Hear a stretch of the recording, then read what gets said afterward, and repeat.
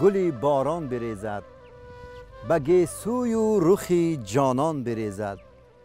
بیاید یار گل آغوش در بر، دل من در قدومش جان بریزد. آمد بهار و سیر گلستان غنیمت است، بزم وصال غنچه خندان غنیمت است. با قامت خمیده روم سوی بوستان، نظاره بنفشه و ریحان غنیمت است. بهار آمد، بهارم به تو چون است، دلم از درد عشق تو زبون است.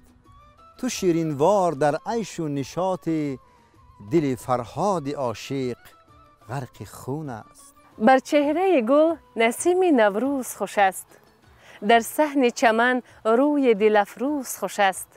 از دی که گذشت هرچه گوی خوش نیست، خوش باش و زدی مگو که امروز خوش است.